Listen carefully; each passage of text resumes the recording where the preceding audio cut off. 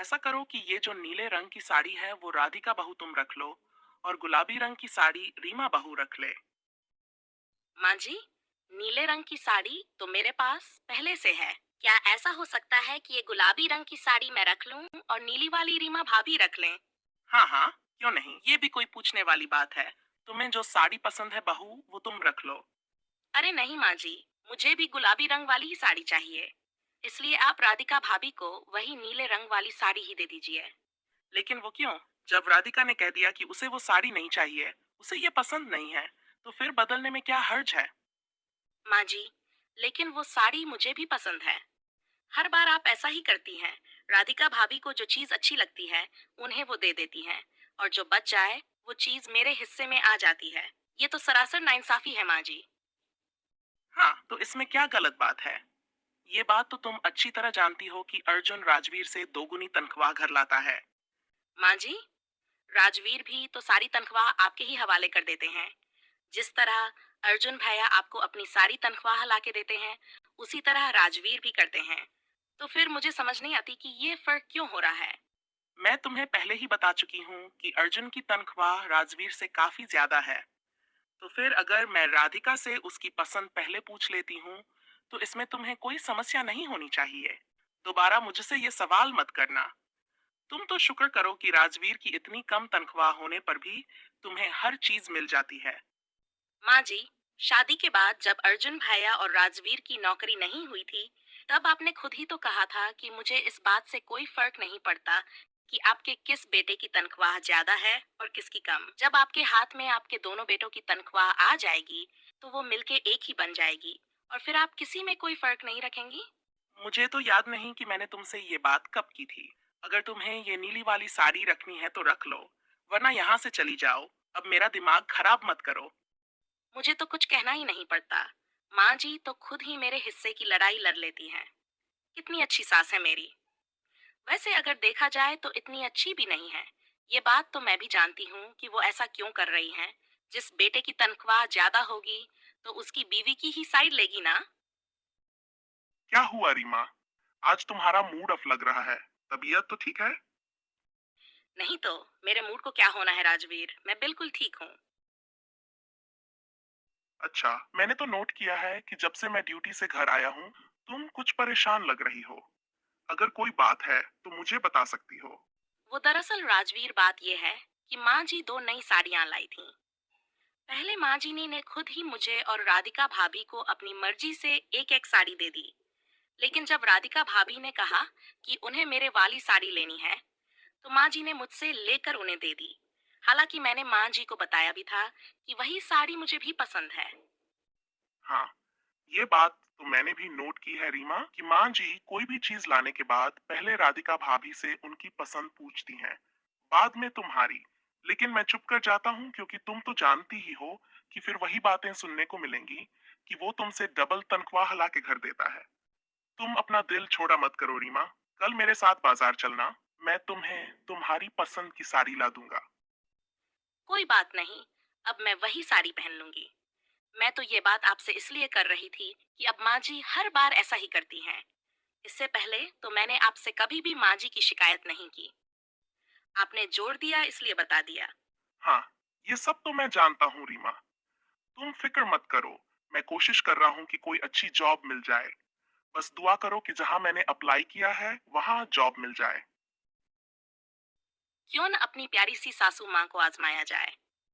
वैसे तो मैं जानती हूँ कि वो मेरी साइड सिर्फ इसी बात की वजह से लेती हैं कि अर्जुन ज्यादा पैसे लाके उनकी हथेली पर रखता है। अर्जुन के परिवार में तो शुरू से यही रिवाज चल रहा है कि जब तक माँ जिंदा हो, तो बेटे माँ के हाथ में ही कमाई के पैसे रखें। मैं इस रिवाज को बदलना तो नहीं चाहती, और ना ये चाहती हूँ कि वो अपनी सैलरी मेरे हाथ में ला के रखे। लेकिन मैं वक्ती तौर पर ये जरूर देखना चाहती हूँ कि मान लो अगर अर्जुन की तनख्वाह राजवीर भैया से भी कम हो गई, तो फिर उनका रवैया मेरे साथ कैसा होगा। तुम ये कैसी बातें कर रही हो राधिका? मैं भला माँ जी से ऐसा क्यों कहूँ कि मेरी तनख्वाह राजवीर भैया से भी कम हो गई है? प्लीज अर्जुन, कुछ दिन की ही बात है। लेकिन नहीं राधिका, मैं माँ जी से झूठ नहीं बोलूंगा। मेरी खातिर तुम क्या इतना भी नहीं कर सकते अर्जुन। शादी से पहले तो कहते थे कि तुम्हारी खातिर मैं कुछ भी कर सकता हूँ। हाँ, तो अब तो तुम मुझे मिल चुकी हो। मतलब वो सब वादे झूठे थे कि मैं तुम्हारी हर खुशी का ख्याल रखूंगा, तुम्हें कभी दुख नहीं दूंगा। हाँ, तो मैंने कौन सा दुख दे दिया? अच्छा चलो ठीक है, मैं तुम्हारी बात मान लेता हूँ। लेकिन ये तो बताओ कि आखिर तुम ऐसा क्यों करना चाहती हो राधिका?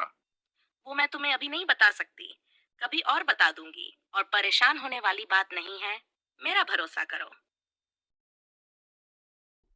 एक दिन राधिका की सास सोनाक्षी फिर से दोनों बहुओं के लिए शॉपिंग करके आती हैं और उनके लिए दो पर्स लेकर आती हैं। देखो रीमा बहू, मैं पहले ही बता रही हूँ कि ये गुलाबी रंग वाला पर्स राधिका बहू का है, क्योंकि ये उसकी नई साड़ी से मेल खाता है, और ये काले रंग का पर्स तुम रख लो। माँ जी, आप मेरे लिए भी मैचिंग पर्स ले आती। मैंने तो ढूंढा था, लेकिन उस दुकान से नहीं मिला। वैसे ये काले रंग का पर्स भी हर साड़ी के साथ चल सकता है ना राधिका बहू? मैं सही कह रही हूँ ना? जी माँ जी, आप बिल्कुल ठीक कह रही हैं। भाभी, काले रंग का कॉन्ट्रास्ट तो हर रंग के साथ अच्छा लगता है। कुछ दिन पहले मैंने एक मॉडल की तस्वीर देखी थी, उसने पीले रंग की टॉप के साथ काले रंग की हिल्स पहनी थी। कोई भी सोच सकता है कि ये कॉन्ट्रास्ट नहीं बनता, लेकिन वह स्टाइलिश लग रही थी। धन्यवाद माँ जी, आप मेरा बहुत ख्याल रखती हैं। मैं तो सोच रही थी कि अर्जुन की सैलरी कम होने पर शायद आपका व्यवहार मुझसे बदल जाएगा, लेकिन आप अभी भी वैसे ही हैं जैसे पहले थीं। तुम ये क्या कह रही हो राधिका बहू? मुझे समझ नहीं आ रहा। क्या आपको अर्जुन ने बताया नहीं माँ जी कि उनकी नौकरी चली गई है? नहीं, मुझे तो अर्जुन ने कुछ भी नहीं बताया। अब अर्जुन कहाँ है? सुबह तो वो ड्यूटी पर गए थे। असल में उनकी पुरानी नौकरी चली गई थी और अब उन्होंने नई जगह ज्वाइन किया है, जहाँ सैलरी पहले से आधी से भी कम है। यहाँ तक कि राजवीर भैया से भी 1,000 कम है। ये तो फिर चिंता वाली बात है। इतने कम पैसों में घर का खर्च कैसे चलेगा? इस बात की आप चिंता न करें माँ जी। असल में क्या है ना कि राजवीर भैया को बहुत अच्छी नौकरी मिल गई है, बिल्कुल वैसी जैसी पहले अर्जुन की थी, और सैलरी भी वैसी ही है। लेकिन ये कैसे और कब हो गया बहू? मुझे ये सब बातें अब क्यों पता चल रही हैं? चलिए माँ जी, अब मैं किचन में चलती हूँ। क्या मेरी दोनों बहुएं मुझे आजमाना चाहती हैं? ये सब अचानक तो नहीं हो सकता। शायद ये जानना चाहती हैं कि अगर हालात ऐसे हों तो मेरा क्या रिएक्शन होगा। कुछ दिन बाद, जैसे किस्मत का खेल, राजवीर को सचमुच एक अच्छी कंपनी में नौकरी मिल जाती है, जहां उन्होंने कुछ महीने पहले अप्लाई किया था। मुझे पता है कि इन सब ने मुझसे झूठ बोला था कि राजवीर की सैलरी अब अर्जुन से ज्यादा है, पर फिर भी मुझे दोनों बहुओं में भेदभाव नहीं करना चाहिए। अगर मेरी बेटी की सास उसके साथ ऐसा करेगी तो उसे कितना बुरा लगेगा। वैसे ही रीमा भी किसी की बेटी है, पर अगर मैं अब रीमा के साथ अच्छा व्यवहार करूंगी तो उसे लगेगा कि मैं मतलब के लिए कर रही हूँ। नहीं, अभी मुझे ऐसा नहीं करना चाहिए। जब सच्चाई सामने आएगी तब मैं ऐसा कर लूंगी, पर अभी नहीं। कुछ दिन बाद किस्मत एक और इम्तिहान लाती है। अर्जुन का एक्सीडेंट हो जाता है और वो एक पैर से लाचार हो जाता है।